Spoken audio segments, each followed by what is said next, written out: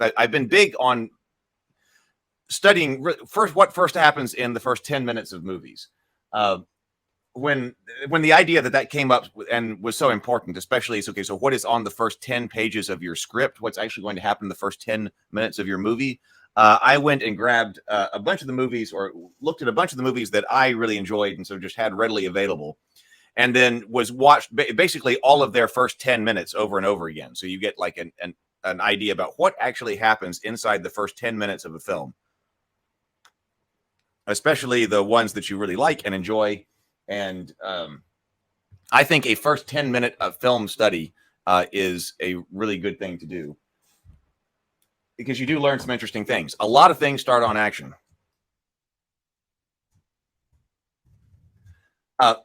In this genre, start on action. So we're talking about, do we have a bias for starting on action or not? Well, I think in the area of science fiction, fantasy, action, adventure, things like that, it seems like I have a personal preference to say, oh yeah, we should probably start on action then. We should probably start on action. But there may be reasons why that you shouldn't in any particular case. And then in other genres, you might not want to start on action as well. In the start on action. But I think we need to distinguish. Okay, I got it up on the big screen if we need it over here.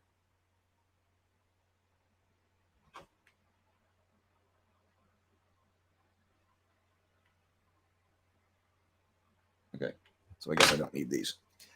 On the genre start on action, a lot of things in the genre start on action, but I think we need to distinguish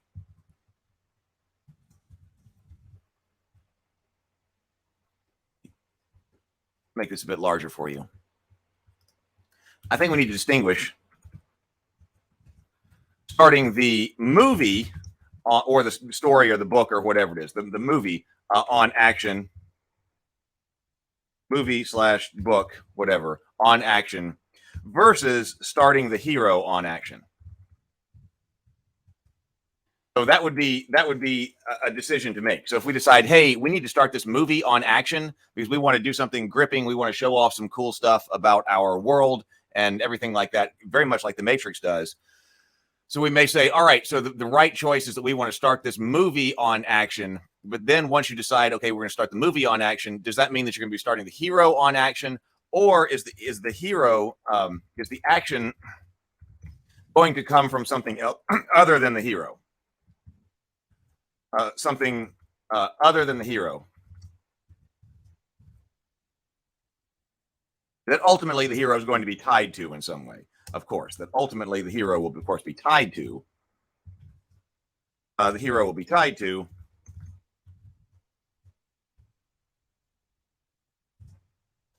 But this allows you, if you're going to start with the hero, if it is most appropriate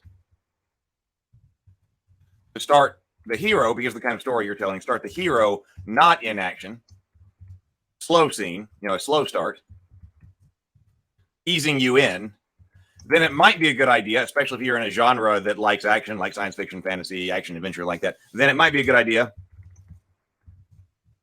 to start the movie elsewhere with action. And of course, we did look at if you wanted to start Star Wars, if you did want to start Star Wars on action, Star Wars, the movie starts on action. Like, for instance, we said Star Wars starts on action. Blockade runner attack. But Luke starts slow. We see him in everyday life and everything like that. So Luke starts slow, but we start on action, the blockade runner. We may see that quite a bit. But if you wanted to, start Luke on action, we looked at this the other day when we talked about how would we put Luke on the blockade runner. To start Luke on action, put him on the blockade runner. And that's a much faster start. And we talked about how to do that over the last couple of days and what that means. That would be a much faster start to the movie, and it would start our hero on action. The Matrix, likewise, starts the movie on action, and because it wants to wow you, show things off, but is also a slow start to the hero. But it's not even all that slow. But the thing is here, it's not even all that slow. It is not even all that slow. In fact, the Matrix, excuse me, it's these late nights.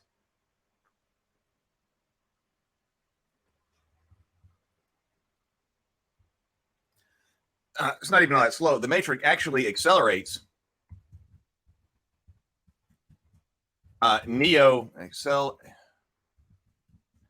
greatly. And we're going to look at specifically the scene very much because it wants to play with some what ifs.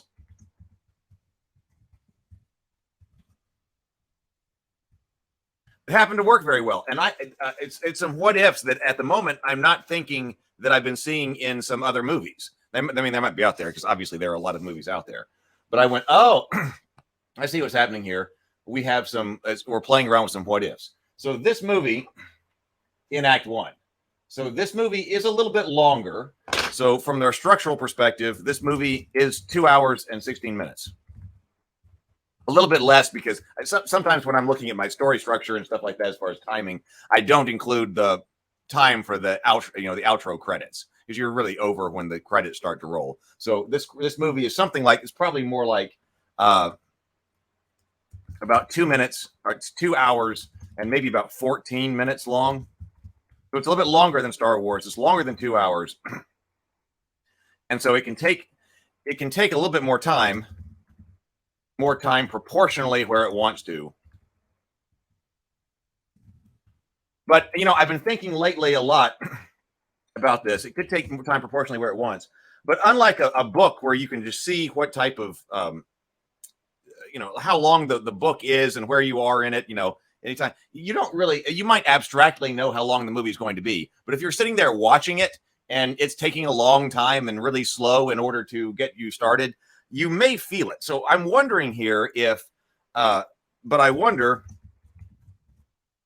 even longer movies, if even longer movies start fast, if they start fast, they may take the time. I'm talking about in more modern day storytelling here. They may put that extra time in Act 2 and Act 3. Like if you're gonna make a longer movie in today's kind of the way we're doing stories today, and you're gonna make a longer movie, where do you want to put that time? Do you want to put that time in Act 1 before the hero has even really started his adventure, or do you want to put it in Act 2 or Act 3 when the hero is actually on the adventure? Probably you might want to go through Act 1 a bit faster and then spend your extra time when the hero is on the adventure. Let me take a look at what's going on in the comments.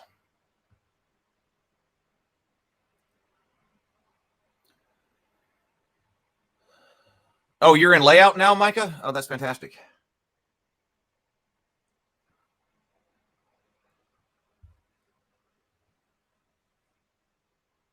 Let's see. Oh, hey, Mike.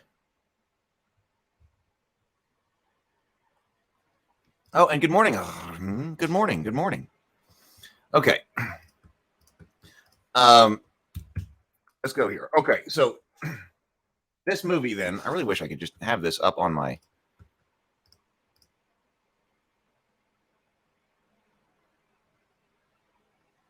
I wonder why my computer is refusing to display the visual. But anyway, this movie starts on action. Well, I was wondering if I need something. We have something, or what this term needs to be.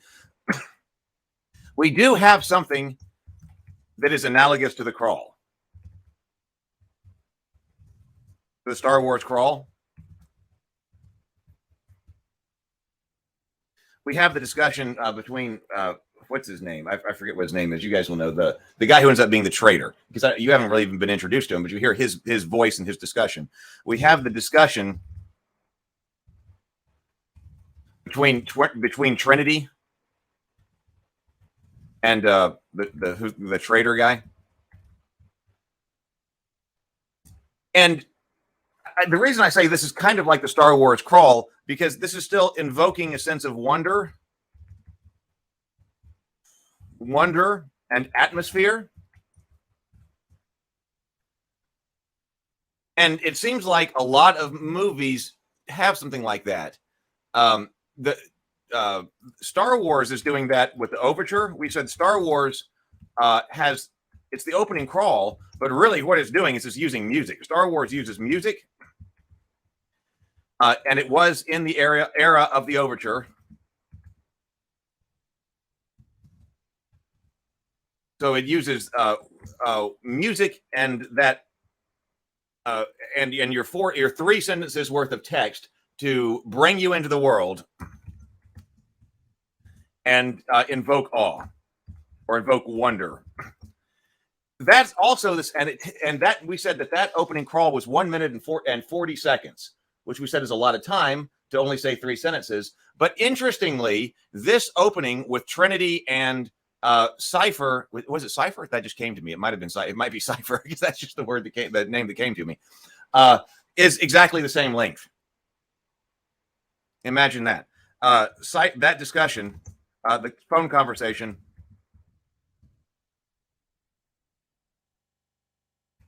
is 1 minute 40 seconds. The phone conversation is 1 minute 40 seconds, and so that invokes a sense of wonder. So, I suppose if you're trying to explain history or immerse somebody in a world,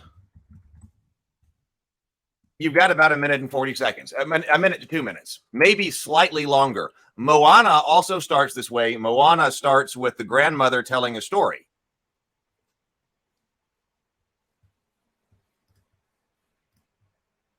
Moana starts with the grandmother telling a story, and it lasts a little bit longer. It lasts about 2 minutes and 15 seconds or something like that scene. So not an uncommon way to begin invoking wonder and such.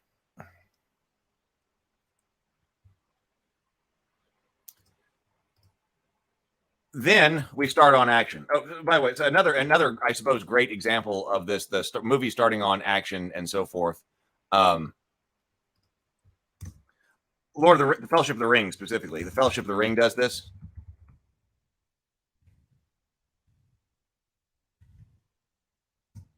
You can tell that it would be completely inappropriate to start. It's not the right choice. Not the right choice to start Frodo on action. Arguably, like I said, you could move Luke to the blockade runner and start Luke on action. We found a way to make that work, but it just seemed where, and arguably it's still the right choice to have him on the farm. But we found a way that we could make that work if we wanted to. We said, now how do we do that if we wanted to move this much faster? But like arguably the idyllic hobbits in the countryside and stuff like that we're going to start slow.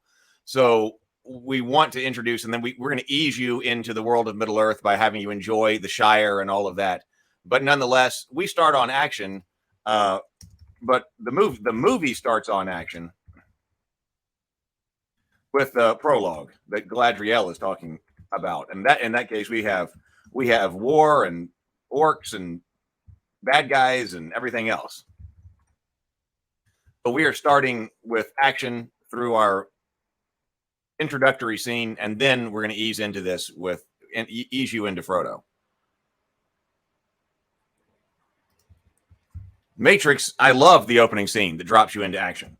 Matrix jumps, lends you into action, starts on action, and it goes much faster than the Star Wars starting on action, because the Star Wars starts on action with the blockade runner, and then, as we said, goes to it basically tells you an entire Act 1 and part of Act 2 of R2-D2 as a hero, as the hero of the movie. The Matrix starts on action with an incredible Trinity sequence. But by the way, we have connected. We talk about Neo in this 40 seconds. It's cryptic, it's cryptic, but it's there. So we're actually even introducing the idea of him. Something about this. It's cryptical. It's cryptic. We even talk about him. But then we jump into this incredible action sequence, which introduces so much about the world, the telephones, the agents, the way that Trinity and the agents can fight, the relationship between the agents and the police, that the fact there's somebody speaking over the phone, Morpheus is there, talking about what's going to happen, or, how she can get out and all of that. So you introduce all of that, starts on action with an incredible Trinity sequence. So and we checked this out. Sable Phoenix did this for us last time. So you are starting with the police. Oh, it's a little bit less. Oh no, it's 1 minute and 30 seconds. I mean, it's fine, but that's 1 minute and 30 seconds. So 1 minute and 30 seconds of this film gives you your cryptic intro that sort of sets the mood, and then at 1 minute 30 seconds, the action sequence with Trinity starts. And that action sequence goes through 6 minutes and 38 seconds.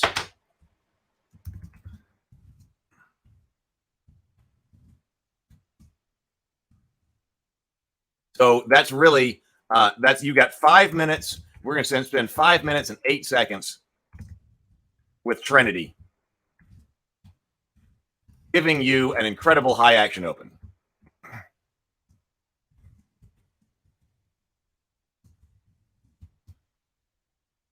Now we cut to Neo.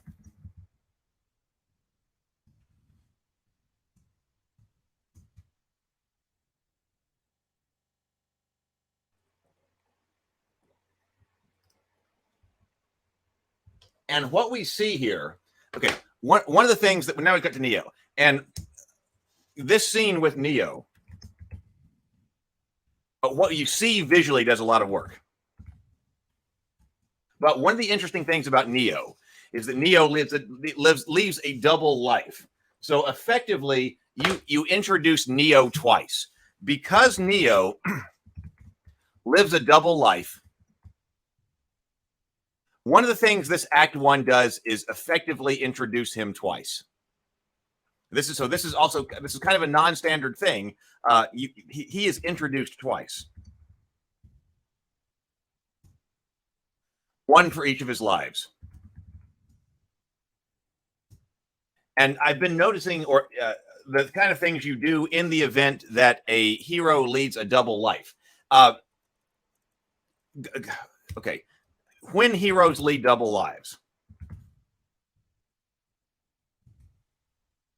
it's unusual. It's unusual for a hero to begin the movie when you're talking about an origin story. I guess if you're talking about Batman, when Batman is actually starts off being Batman, okay, he's going to start off leading a double life. But it seems if you're going to do the hero's journey, well, with a classical type of hero, it seems like the journey often begins with that person not leading a double life. Unusual to start this way. Like Peter Parker does not begin living a double life because he's it's not until he gets bitten by the spider and all of that and becomes Spider-Man that he starts leading the double life. So this one's a bit unusual. So this is doing something strange that that Neo leads a double life from the beginning. Most heroes start their double life in Act 2, if they're going to have one.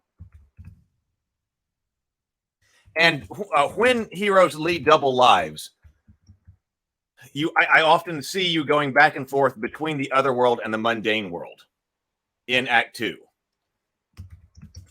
This is typically what happens, but what's going to happen in this movie, in The Matrix, is you're going to move, swapping back and forth between the double life into Act 1, which is unusual.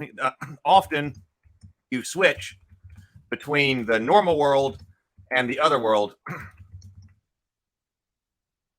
in Act 2, depending on what life you're leading. And even one of my favorite movies is 21. 21, that's about the MIT card counters.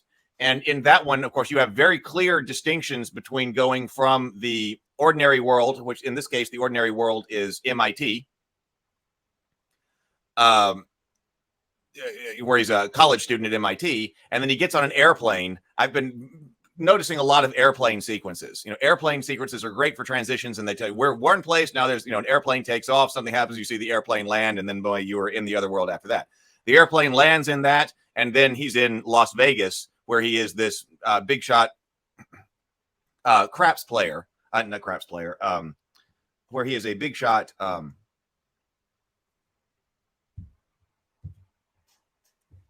Blackjack player, and making lots of money. But you're gonna swap back and forth during that movie because he starts leading this double life because nobody knows that he's going out there and making tons of money counting cards. And so during that sequence, you're going to swap back and forth between MIT and then the life of Las Vegas. If you're doing Batman, then you got sometimes when you're Batman in the underworld, and then sometimes you got when you're Bruce Wayne. Here, Neo is leading a double life. One where he's just an average guy working at software development. The other one where he is this big time computer hacker who is wanted and being searched for and all of that. So we introduce Neo's everyday life fast. They're going to move through this fast. So like this, I think this is a great example of what we said we would fix about Star Wars if we were trying to produce a script for it today, because we said Luke Skywalker doesn't appear until 17 minutes into the film. Well, this movie's longer, like we said, 2 hours and 16 minutes, but we introduce Neo inside the first 10 minutes. He's not there at the very beginning because we're going to start on action with somebody else, because we're going to start on non-action with Neo. So we go ahead and put somebody who's deeply immersed in the world and can do all the cool fighting and show us what we're headed to. And we spend 5 minutes and 38 seconds with her doing really cool stuff. Then we swap right over to Neo, and the imagery that we see, I think, communicates so much about this. And we're also so used to seeing this kind of story structure. This is why I think that a lot of people, that maybe the answer now, especially in more modern day stories, is to, well, you can communicate a lot of information about somebody's life, especially visually, and we can move them right into a call for adventure, an inciting incident, and then a call for adventure, which is what happens to Neo almost directly. We introduce Neo in his office, or like in his apartment. I guess it's his home office, but in his apartment, sleeping at his computer. Of course, he's got all this junk around him. It's the computer hacker. I stay up all night and just program on my computer, and that kind of environment that we're in.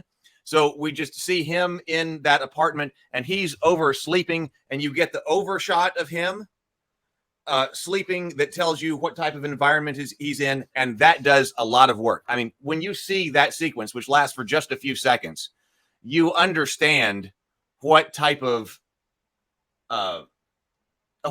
person Neo is. The imagery immediately connects you to Neo's everyday life. By the way, this is also a situation where Lou comes up. Lou has brought up that point when Lou brought up this is also not a zero to hero story. When we get here now, Neo's living a pretty pathetic life, and all that's communicated very directly by you're just laying there in front of your computer, asleep, you're falling asleep in your computer with all the junk around you and stuff like that. Kind of there. Neo is already a very competent computer hacker. And he's being handed money. Like in this sequence, he's going to be handed money for something that he's, some kind of computer thing that he's handing off to somebody else. So he's not zero to hero. He's very competent at the very beginning, but whatever he's doing is not appreciated by society. Seconds into this, we have the inciting incident. I hadn't watched this since I was like, is the rabbit the inciting incident, and does she make the call to adventure? No. Okay, so it becomes clear. Let's see. At about we're still inside the first 10 minutes of this movie. He opens his eyes, wake up, Neo. 7 minutes, 15 seconds. 7 minutes, 15 seconds. We have the call. We have the inciting incident. The inciting incident. The inciting incident occurs at 7 minutes and 15 seconds, which is pretty incredible. Because, like I said, they are giving you. We only introduced Neo. What is this? 35 seconds ago, basically. So you get 35 seconds of seeing Neo asleep and what his environment is like and what's going on. And you also see some flashes of what's up on his computer. And then 35 seconds after introducing our hero, we have the inciting incident starts, which is Trinity in his computer.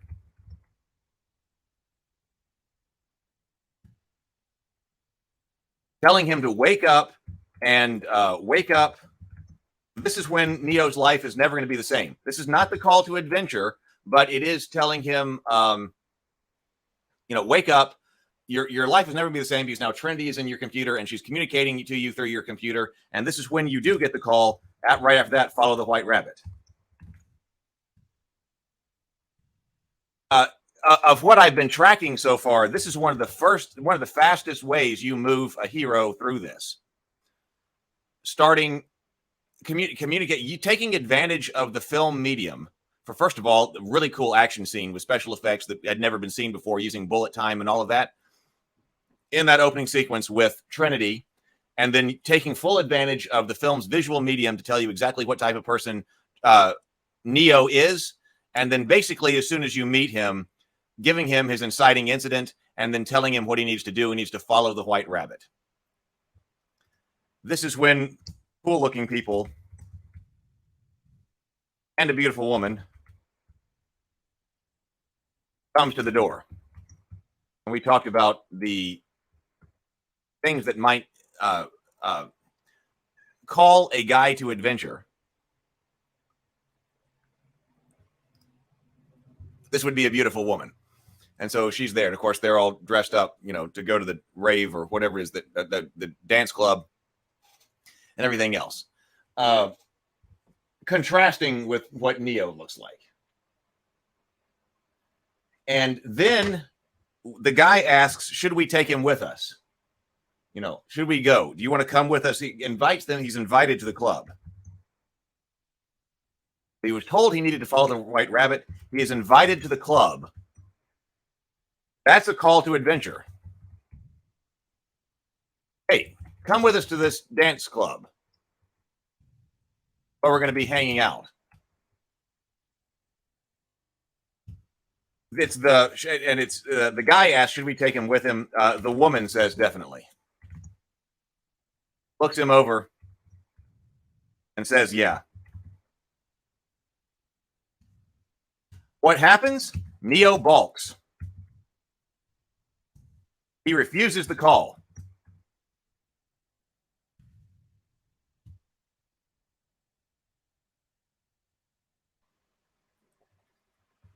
Hey, Sable Phoenix. I'm late, and ever so late. So appropriate for coming into the stream at this very moment. Yes. With the white rabbit. Yes, that's true. Glad you're here. Okay, he refuses the call. No, I have work in the morning. I can't. I think it's I can't, but whatever. He says, I can't. I have work in the morning. He refuses the call. Now that's pretty fast. It's there because sometimes these things develop slowly. Sometimes, like when Luke Skywalker refuses the call, it takes him a while to accept the call. We got to go through a scene here, with Luke Skywalker and stuff. But sometimes these things come very fast, as with C-3PO on board the blockade runner. No, I can't. I've got work in the morning. Then he sees the rabbit tattoo on the woman's body. She leans over and she puts her arm across the other guy and stuff like that. And we see, her side, and she's got the tattoo on. He sees the rabbit tattoo on the woman and then accepts the call. We move fast. And then at this moment, I think that when you're watching this, and then also how it's written, and then as soon as you're editing and stuff like that, it is 9 minutes and 59 seconds into this movie. So we are basically at the 10-minute mark. 9 minutes and 59 seconds. The scene opens at the club.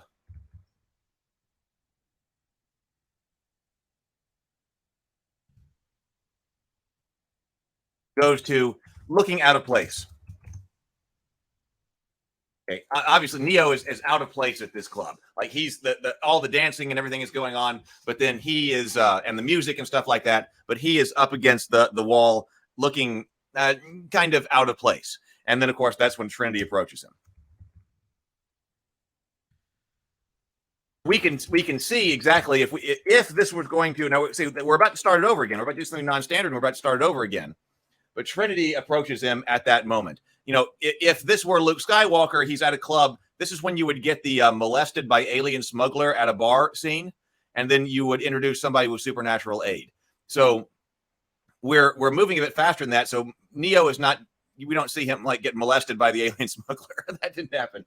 But we certainly get that he is out of place. Well, kind of like Luke Skywalker kind of being uncomfortable at the bar at the cantina. Well, we got the same kind of thing with Neo right here, and then in the cantina.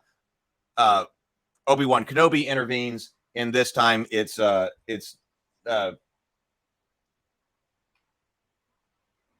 Trinity that intervenes. Everybody else is looking cool and having a great time at this bar, but then Trinity comes up and has a discussion about the Matrix, and she's is R still here? I think that what's going on in this, R will appreciate this. I think this is why I was misremembering or trying to say, is she giving him a call to adventure right here? But I think she is definitely trying to get him to come with her. She is trying to get him to come with her. There's a sexual element here. She leans in. We already know, because Cypher says, you like him, don't you? So that's already been introduced in that opening scene. That opening 1 minute and 40 seconds. There's a sexual element here. But what we have is kind of a second refusal. And I always think, because oftentimes there's not time for a second refusal, but it's because we've got this dual life, and we're going to try to introduce the dual lives here. And then also we need to introduce the dual lives, and then they're going to do something non-standard again when we have the danger coming home. Sexual element here, but it's implied that he does not go with her. She's too cool for him at this moment. Alarm goes off. And now Neo, so this is the bar is kind of like another world. Okay. And that's why I think it's working here, because you go to the bar as kind of like another world. But then you come back out of it, the alarm goes off, and now you are in Neo's normal world, where he has to go to work.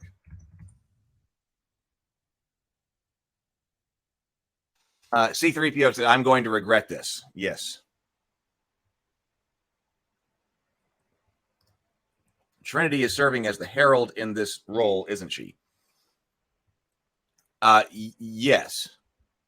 Okay. I'm so glad. Okay, I'm so glad you came in, because this was prompted by your request. So I was watching or your discussion of this or bringing this up, and it had been so long since I watched this movie that I watched the first act, and these are my yesterday, and so these have been my first thoughts on what's going on inside this first act. Good morning, Andrew. Good morning. Yes, I think so. I think that's true. Trinity is telling him what to do. Even when she's in the computer saying, "Follow the white rabbit." Here's your.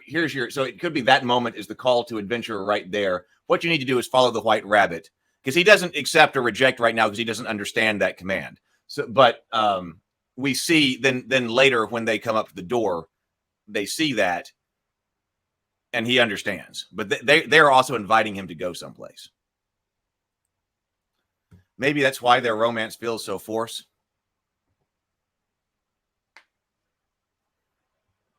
Oh, Sable says, I always thought it was Morpheus himself messaging Neo and telling him to follow the White Rabbit. No, didn't wait, am I wrong about that? Was it Morpheus in the computer? I thought that he said at the bar, it was you and my computer, wasn't it? I thought he said that to Trinity. I could be wrong about that. But I thought that was the line. So here we're starting this. We're going to start a sequence over here because now we're introducing Neo in his other life, where he has to go to work, and this you can see how this would be another place you could start with Neo, because this is a very classic kind of scene. Oh my God, the alarm clock goes off. I've got to get to my job. I'm running late. I got to get out of there. So this is, I got to get to my standard job. Very classic way to start a hero, right? Who's in the mundane world. It seems now I'm talking this out. The reason that you don't, because what do? Do you put Neo as hacker everyday life first, or do you put Neo as software guy first? You need some. They put the hacker first. It seems because that's the one's going to connect to Trinity. Because we've just seen Trinity, but the hacker start connects Neo to Trinity, who we saw in the opening action scene.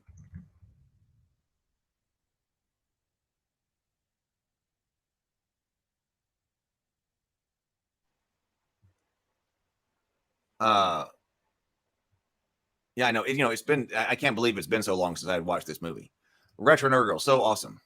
Positive fandom says Trinity is also attracted to Neo. She's aware of this attraction and it affects her behavior. Yes, it does.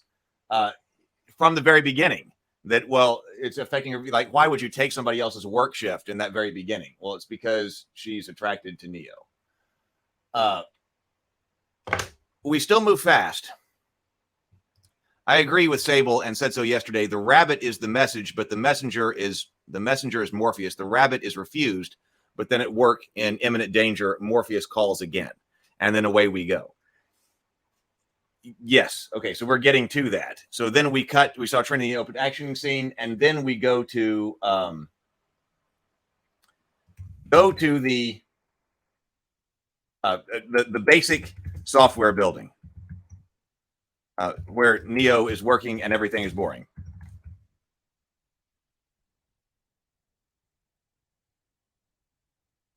So this is another great everyday life kind of thing for a hero where, and his extreme skills, like this is your creativity. Basically, he's this great hacker, a great computer coder, but this is a very buttoned down software company.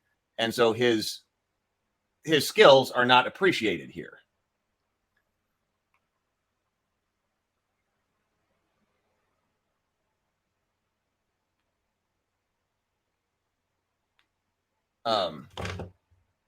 Everything gets boring.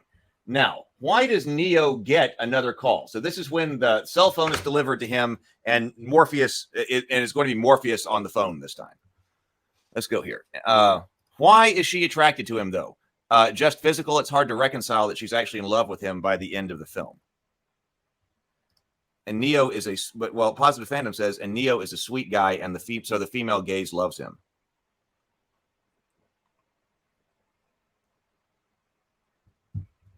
Sable Phoenix says, well, maybe, R, do you have commentary on this? They certainly don't have any sparks between them.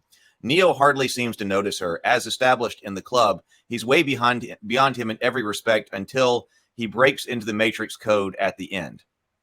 To me, the romance part is the weakest part of the film. Well, that could be. I have not specifically analyzed the romance part of this film. To me, it kind of seems like I know some couples. I think that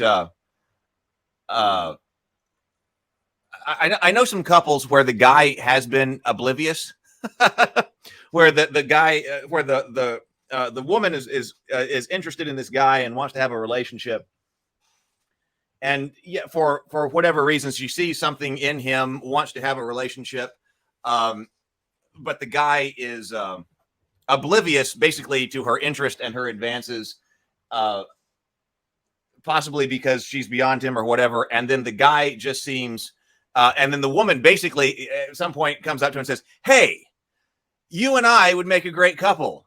We're starting a relationship now," basically, right? And the guy's like, "Oh, okay. I know a couple of relationships like that where it was basically the woman just realized that he was just oblivious and going around, and then uh, until the woman just basically says, "Hey, wait a minute. I'll just be as direct as possible and say that, hey, we're in a relationship starting right now." And the guy's like, "Oh, okay." And then has been a good relationship as far as you can tell from the outside. So that seems to be the situation here as far as the romance goes. Neo is oblivious.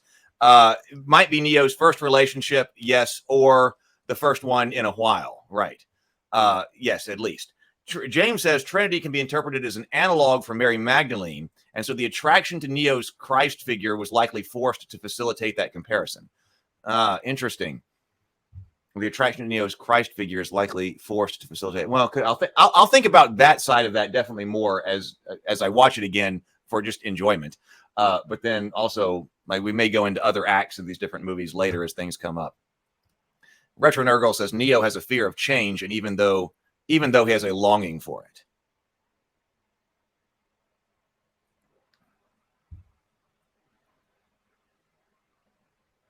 Mike, exactly.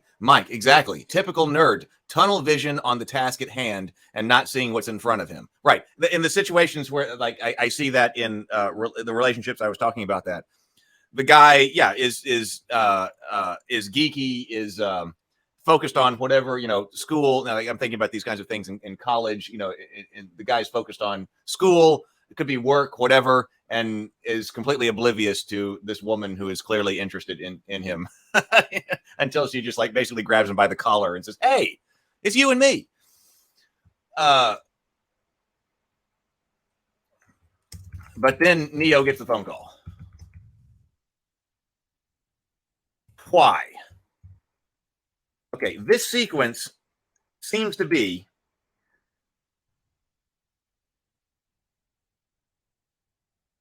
a combination of a call.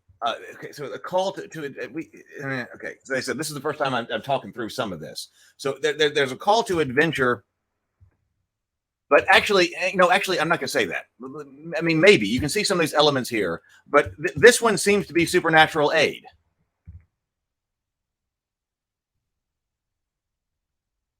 And it's clearly danger, what I call danger coming home. When the character realizes that if I don't accept the call to adventure, I'm going to die. Like, I might as well accept the call to adventure. I might die if I go accept the call to adventure, but if I don't accept the call, I'm going to die here. So this is clearly danger coming home. And in this case, we do have the supernatural aid from Morpheus to get him out of it. But there is an element of call to adventure here as well.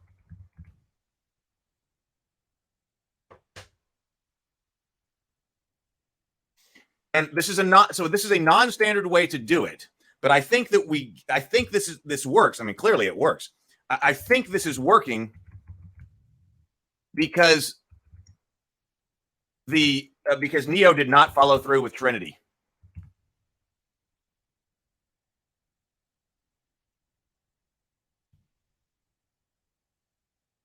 At the club. He woke back up the next morning, not with her. All right, so he woke back up the next morning at his office, having to go to work.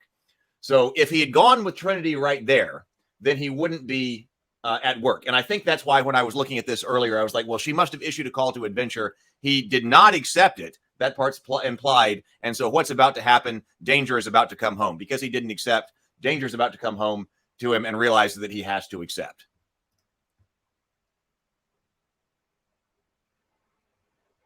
The danger from afar. Yeah, I call it danger coming home. Danger from afar. Coming home. All right, yeah. The agents are coming for him now. They are disrupting his routine. Yes. It's so cool how that call changes the tone, right? It combines the worlds again.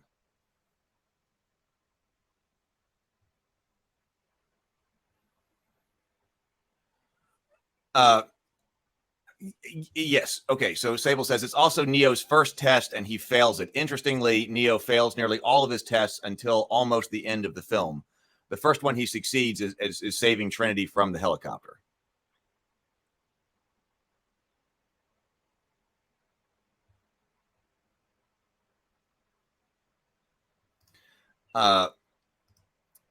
So that's what's happening here. By the way, we are now, the phone call comes in. If you're keeping track of this like I do, phone arrives at 13 minutes and about 20 seconds. And the reason that I keep track of all of that, because if you're writing a script, one page is 1 minute basically when properly formatted. And so when you think about everything that's happened, I mean, the phone call from Morpheus is about to come in his office, but think about, I mean, this movie's moving very fast. There has been a lot that has happened in this opening 13 minutes. You got 13 pages of movie script, and think about everything that's happened. They have clearly taken advantage of a whole lot of visual cues and such, like I said, to move this as forward as possible. So then this is when, so yes, agents in the building.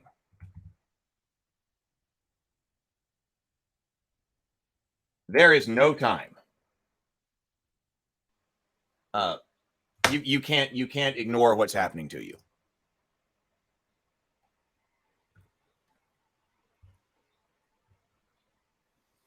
He's forced into the adventure because like all heroes, or like so many heroes, if they don't accept the call, then they don't have another choice. Things are gonna be bad if they don't end up accepting the choice.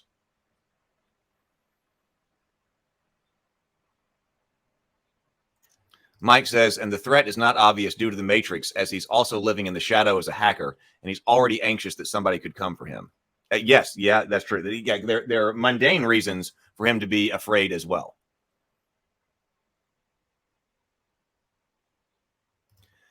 Positive Phantom says Neo wasn't going to understand everything or accept everything within the first 30 minutes. I think that when he wraps his arm around the line from the helicopter, is the moment he gets it. Oh, well, right, sure. But what he does have to do, what he has to accept is the call to adventure, because we've got to get him out of Act 1. No, we can still just, that's like saying Luke Skywalker. Luke Skywalker clearly doesn't understand everything about the Force and all of that in the first 30 minutes. But what he does need to understand is that he has got to go on an adventure. So we have, again, one of my favorite scenes here with him trying to get him, when Morpheus is trying to get him out of the,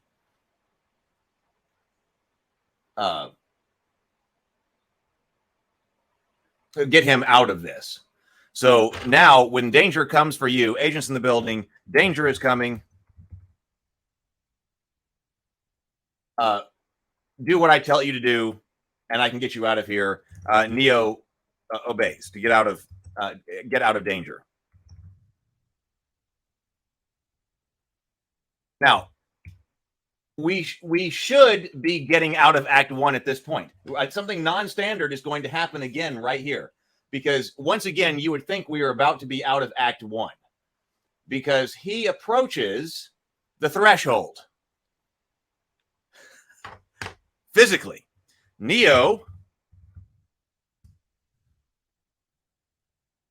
approaches the threshold, which is that window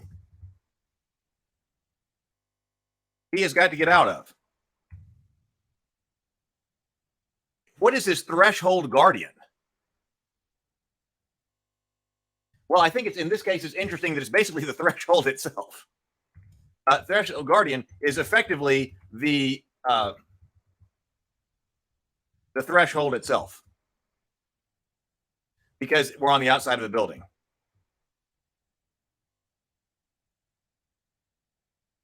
If Neo can overcome this, then we're going to be out of Act 1 and we're going to be in Act 2. Neo balks again. It takes a lot. It's interesting. It takes a lot. This movie takes a lot to get Neo into an adventure. I used the word over motivating last time, but I think I actually would use the term super motivating. Like, we really have to. I mean, we try several times to motivate Neo to go on an adventure, and ordinarily you don't have time for that. For somebody to reject and then come back and whatever. But because we're moving through so many things so fast, this movie does it. We are now, when he goes out, I can't go out of this window. That's it, like closing in on 16 minutes. And then Neo tells him, listen, you can either go on the adventure, you can either cross the threshold and go into Act 2, going on your adventure, or you can go out of here in their custody. And so the standard way for this to go is that Neo is finally going. I mean, we're at 15 minutes, so this is a perfectly reasonable time for this. We are going to get out of this window. We are going to be successful at it. And then perhaps Trinity would be waiting for him at the other side or something like that to take him into Act 2 and in the other world. But something bizarre happens.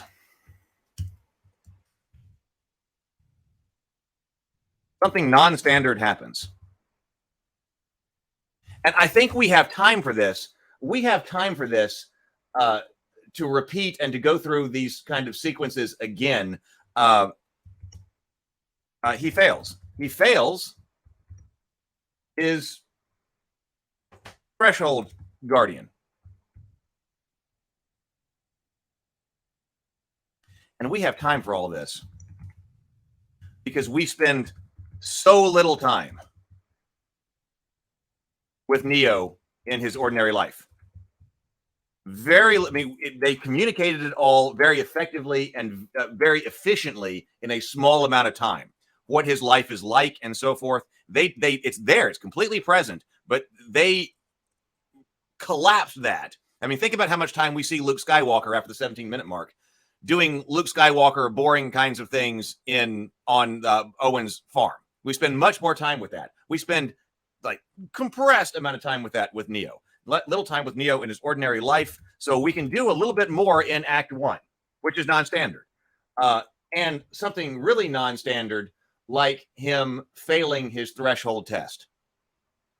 This would be like R2-D2 failing to get by the Star Destroyer super lasers, right? What happened? I mean, everybody was saying in the commentary on Star Wars over the last 2 days, R2-D2 gets in the escape pod, the Death Star, or the Star Destroyer super lasers target the life pod. It explodes. Movie over.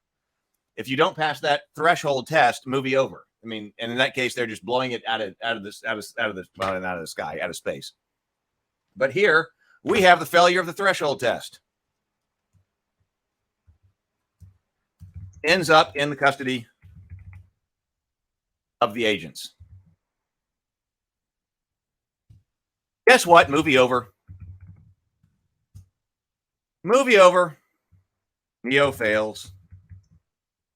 World ends. Right, because that's very much like R2-D2 being blown up.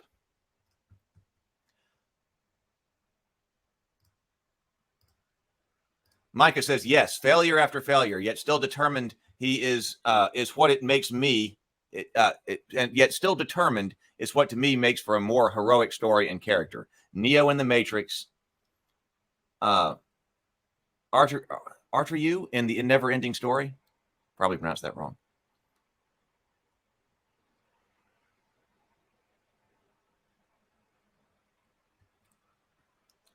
Well, I think we're about to get to that again.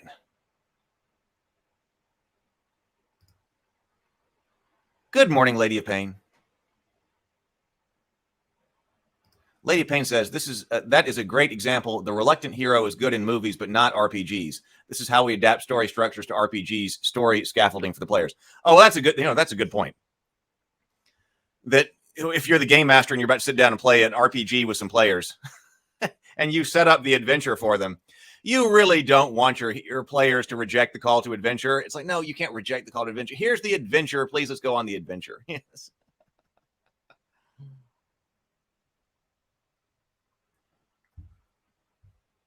You don't really want to have to.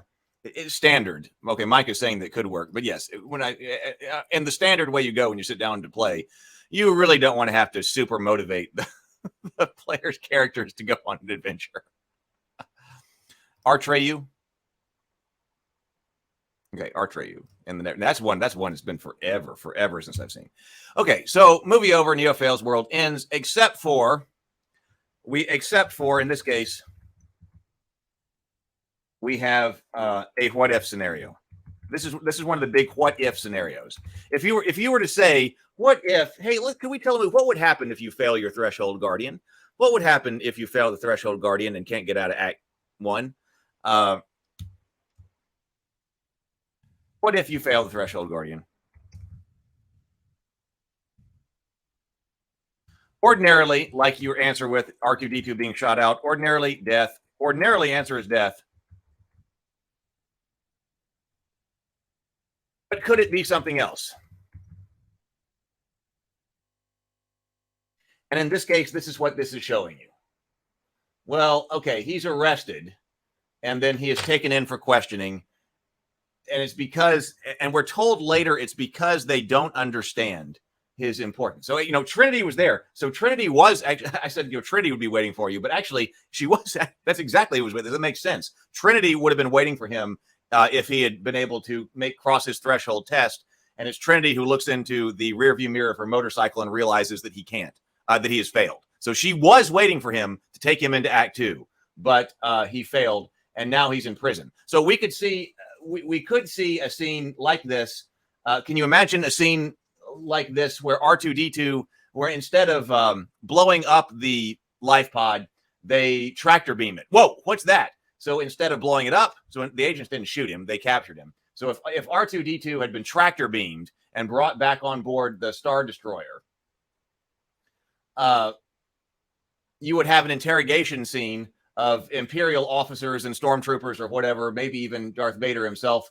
We do have Agent Smith, who is our big bad guy, so that'd be kind of like Darth Vader, who is going to be interrogating R2D2 to figure out, to figure something out. And in this case, we have a misunderstanding. So they get by this by we have a misunderstanding of of Neo's importance. So if they had tractor beamed the life pod, but then misunderstood why R2D2 was important and what he was carrying, maybe you could get R2D2 out of that situation again. They want the bad guys,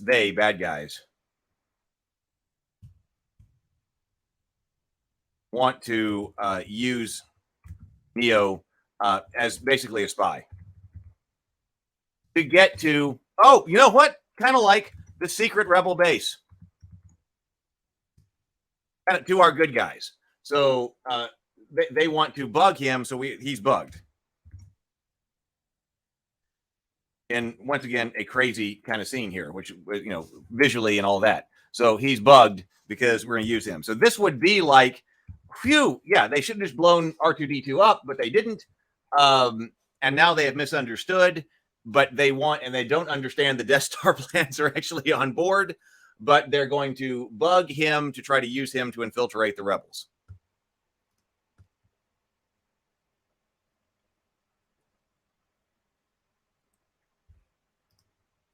Sable Phoenix says, I know a lot of people who love it, but I think they're talking about the Neverland ending story and nostalgia, right? I think there's a lot of nostalgia from kids, but I know I saw it as a kid, but I basically don't remember it.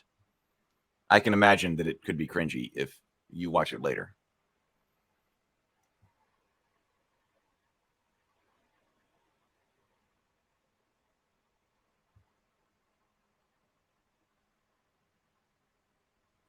Okay. He's bugged. Let's see. Where do we get...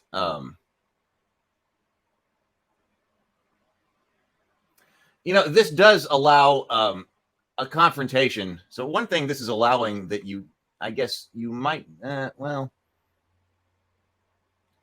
to put a note here. It's possible that one of the things this allows, it's possible one thing this allows is a confrontation between the big bad evil guy and the hero when the hero's arc does not start on action. Because it's pretty easy to come up with a way to have if you want Darth Vader and Luke Skywalker to have an early interaction, it's very easy to think of a way to get that done if Luke Skywalker started on board the blockade runner. But if Luke Skywalker does not start on board the blockade runner, it's a little bit more difficult to come up with a way to get Darth Vader to interact with Luke Skywalker early in the movie. It's not impossible. Like one way that could happen is if Darth Vader had gone down to Tatooine. But here we basically get because the failure of the threshold test then puts Neo in direct confrontation with the big bad evil guys directly, because he didn't start on action. He started on basic, boring, everyday life. And so now he gets a confrontation. I'll think more about that. I'll think more about that if we ever see that. Because like I said, it's not standard to fail the threshold test.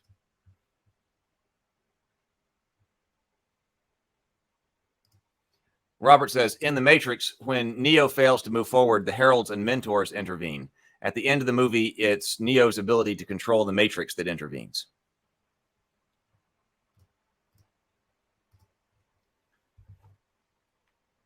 Don't we have him wake up again? So he gets bugged. Yes. And so, yeah. So then we wake up again, and we are at 21 minutes and 36 seconds into this movie. 21 minutes, 36 seconds. Neo wakes up again.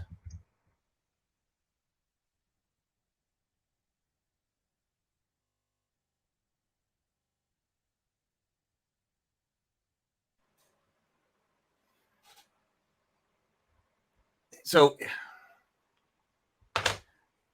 he has escaped. He has escaped without being agentive. He's escaped for no reason that he himself did. For no reason that he had control over. It's entirely due to the misunderstanding. So this is the hero here is not agentive. So he didn't pass his test. But he still didn't die, but he's still not agentive. So we get another call.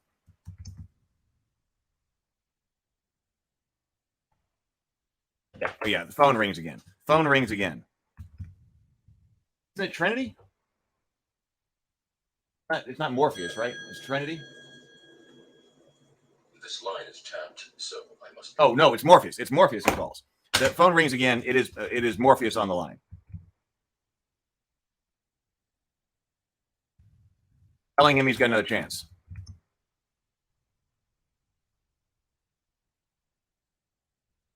And head to the bridge.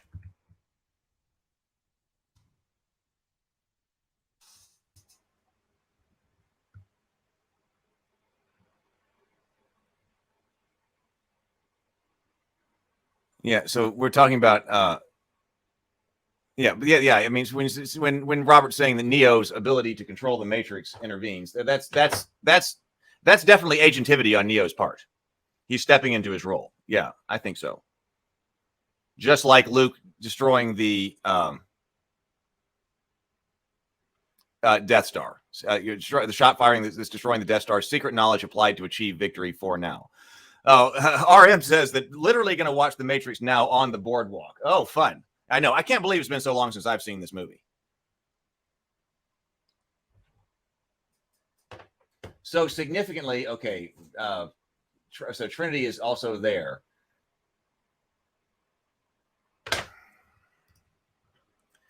So it seems like here, significantly, there is not another threshold guardian test.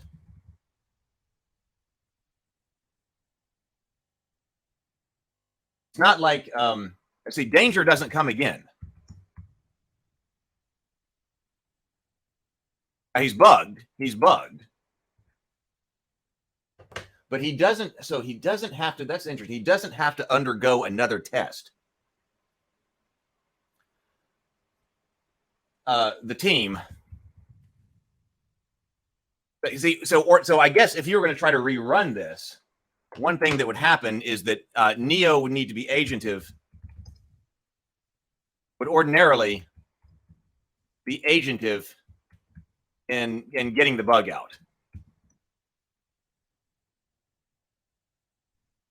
But he's not. Other things are happening to you, and of course, there is the dreamlike element to this as well. Like, was he dreaming when all the stuff happened with the agents? And his mouth closed and he was bugged. He wakes up like, okay, was that all a dream? Okay, there is that as well. He does almost leave the car. Oh, wait a minute. So what exactly is the line? Because I do think that's a significant point. Do you want to do this? And he almost leaves again.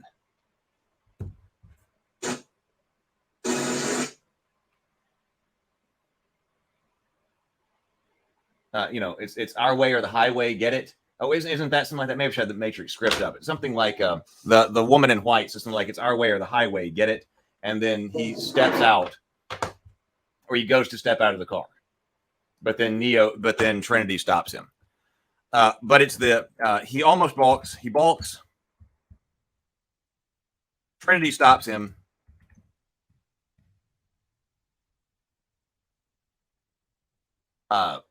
And the team gets the bug out. The team gets the bug out. Sounds like it should be some type of motto for a home bug spray service or something like that.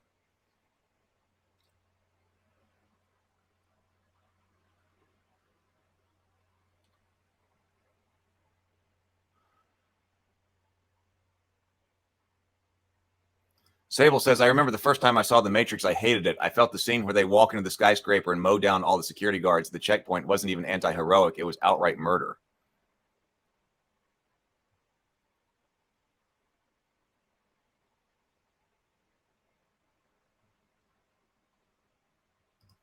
Sable says, I've mellowed my judgment on the film since. It's an extremely excellently done film, but that scene still sticks in my craw. Those guys were just doing their jobs and stood no chance. They did stand no chance. But that's why, they got to do it fast because the only excuse is the agents can possess them at any moment. Right.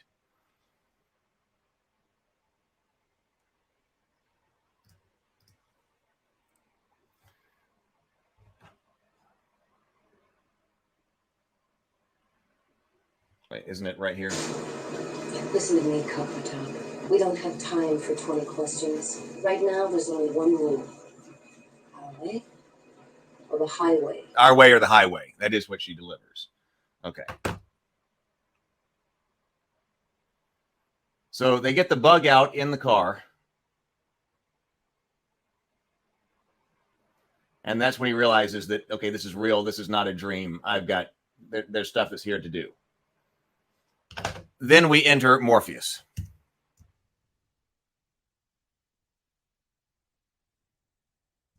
And of course, Morpheus is the mentor figure.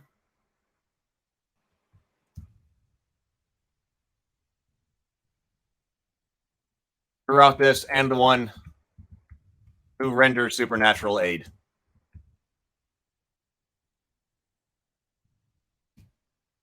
We get the red pill.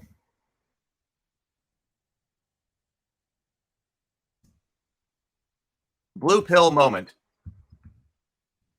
And I was also confused about that because I was like, is that, does Morpheus issue the call to adventure? Or are we in a situation like Obi-Wan Kenobi in Star Wars, where Obi-Wan Kenobi is the mentor and he is also the one who is issuing the call to adventure?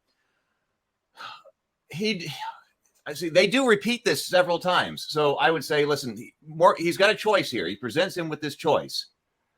Danger is coming. So, the realization that the bug is real is another kind of danger is home. Because I can't dismiss that as a dream. The realization the bug is real.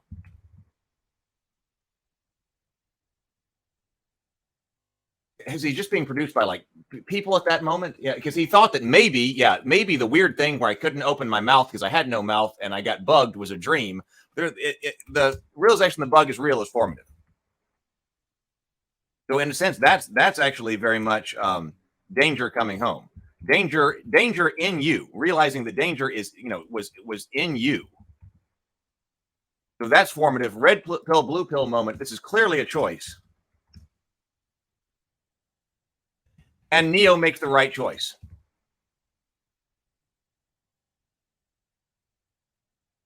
So it's interesting that he fails his threshold test, and yet they still manage to get him into Act 2 by the agentivity of other people, not him.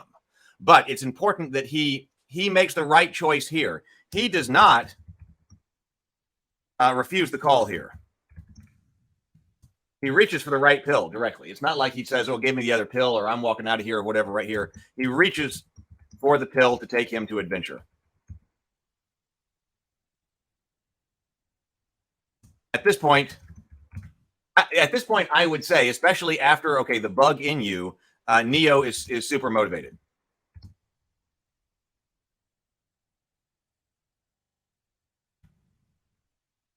And takes the right pill.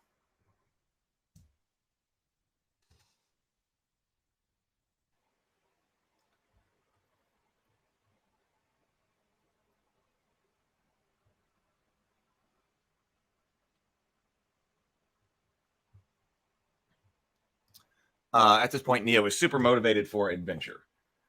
And then you get more of the Alice in Wonderland kind of imagery right here. Is this interesting? Let's find out exactly when those pills are presented to him. He swallows. Whoa! Neo swallows the pill at 29 minutes and 47 seconds into the movie. So that's the final acceptance of the call. Then we go into the getting him out of the Matrix. And we do this without a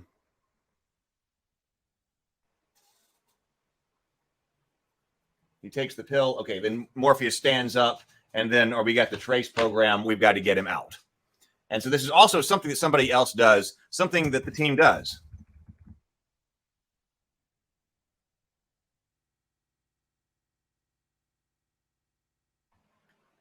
Remember, all I'm offering is the truth. Yes, nothing more.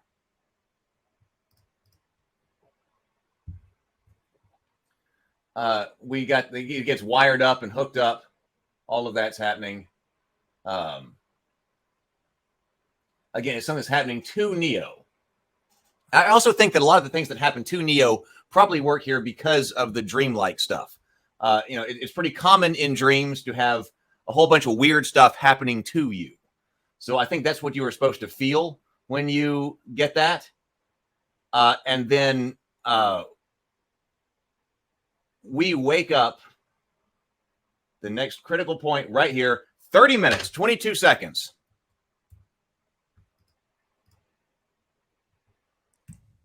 30 minutes, 22 seconds into the movie, you see, you have your first shot. You have the first shot of Neo in the pod.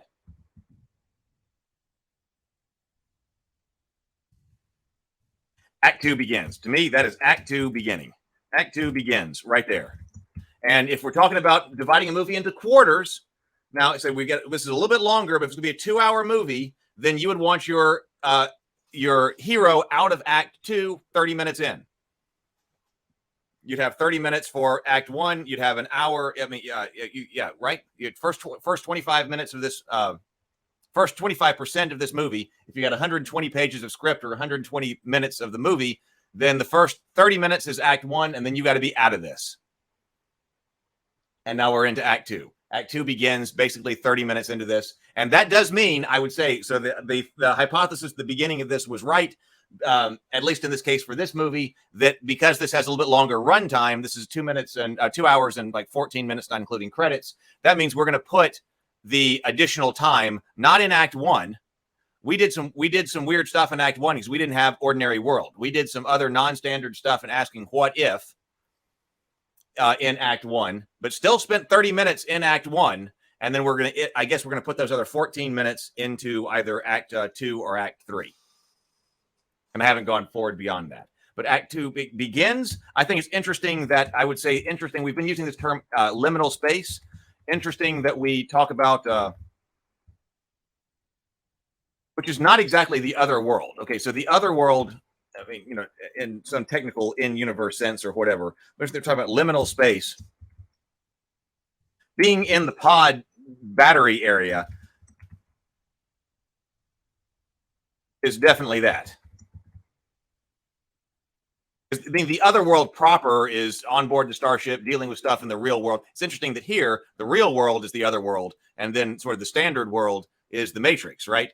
But if you're talking about a liminal space between getting the hero from the ordinary world to the other world, and we talked about, well, is there where do you go through a liminal space? Well, this sequence right here, where he's in the pod, and then he's picked up, and then he's on Morpheus's ship, into Act 2, the other world kind of proper. I bet that I would say that this pod sequence is the liminal space.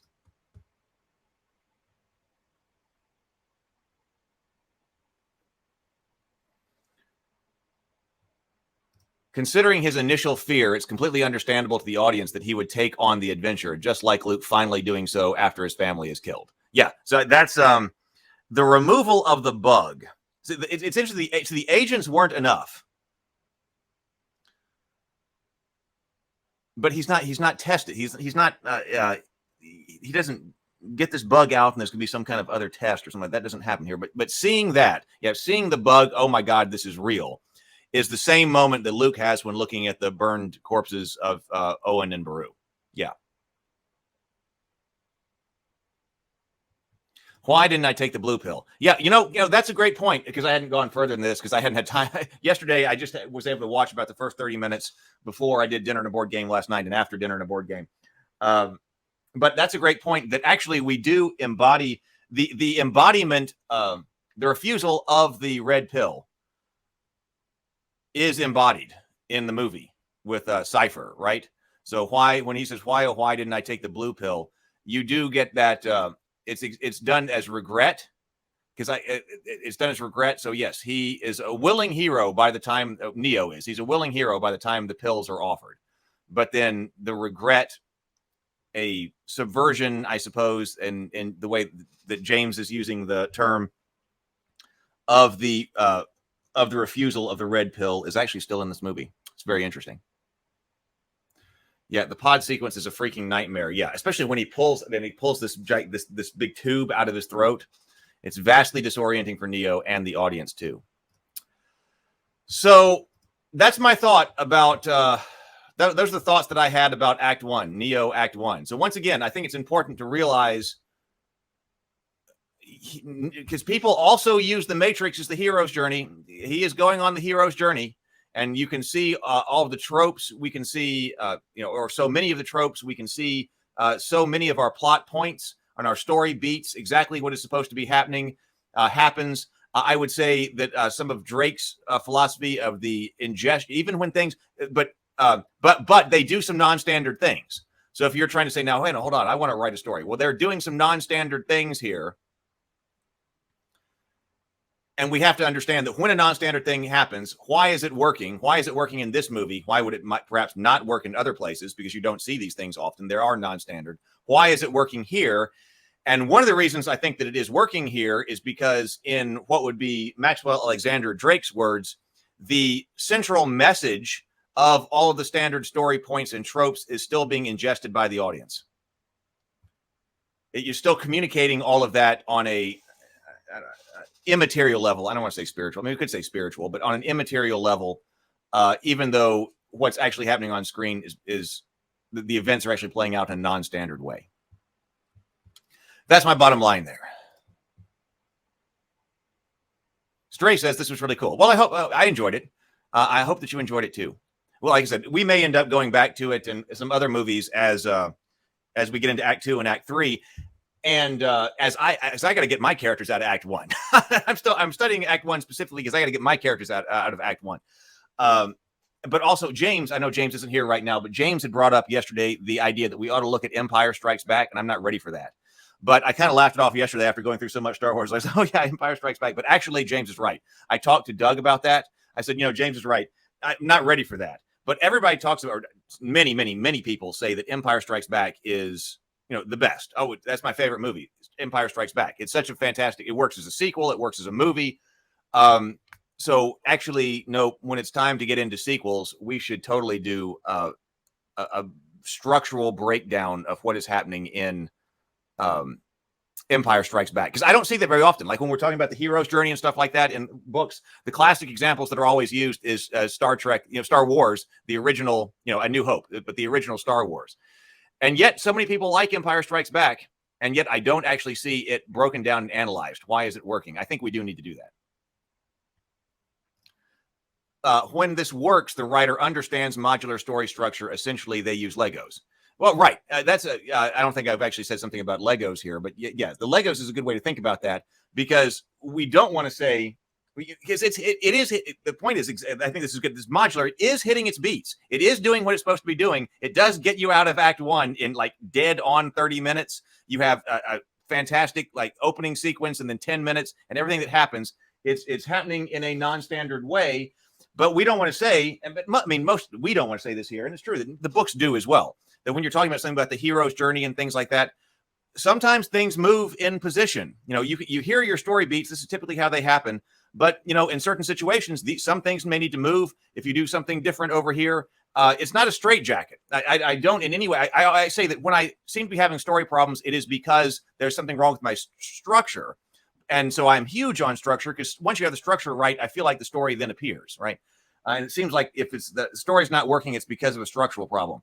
But the structure is not a straitjacket. The structure is not a straitjacket, and I think that's why I'm hugely not anti-structure. I'm hugely not anti-structure, and structure is also not formula. Formula is something different as well. Please do leave a like. Yes. Thank you, Grave. Oh, okay, James, I'm glad you heard that. Okay. So Stablething says, boy, if you can do 4 hours on Star Trek 3, I think we'll need to set up a campsite for the Empire Strikes Back Table Talk episode. We might. And actually, that might have to be a multi-day one where I talk about some stuff on Morning Grind, and then we give it to bring on teams on Table Talk in the evenings to talk about it. Doug and I are going to be talking about Star Wars Tuesday night.